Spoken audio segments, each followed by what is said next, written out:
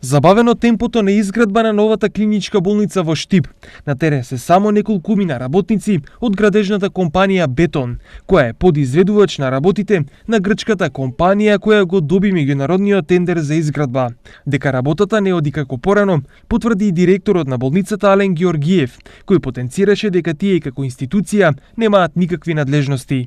Јас во суштина и не можам да ви кажам точна информација врска со тоа, бидејќи нашата клиничка болница нема ингеренции таму тоа. Знаете дека оди преку проектната единица од Министерството за здравство и договорот кој ќе го има склучено.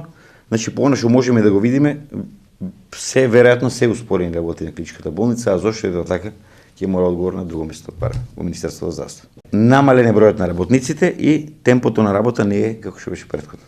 Дека роковите за изградба се пробиени, потврди и од Министерството за здравство, од каде информираат дека интензивно се работи на образување на работите. Добивме информации дека на терен нема работници и во средата имавме нов состанок со грчката компанија и подизведувачот. Нас не интересира подизведувачот, нас не интересира изведувачот. Договорот го имаме со грчката фирма. Разговаравме и укажавме и дадовме разумен рок од 2 недели за да видиме напредок во работењето.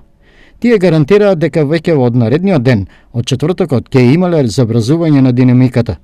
Понатаму не можеме да го толерираме неработењето. Доколку не го испочитуваат рокот, ние ги разгледуваме сите опции. Изјави Владимир Милошев, државен секретар во Министерството за здравство. Меѓу опциите е и раскинување на договорот со грчката компанија, која го има добиено тендерот за изградба, а кој чини 30 милиони евра.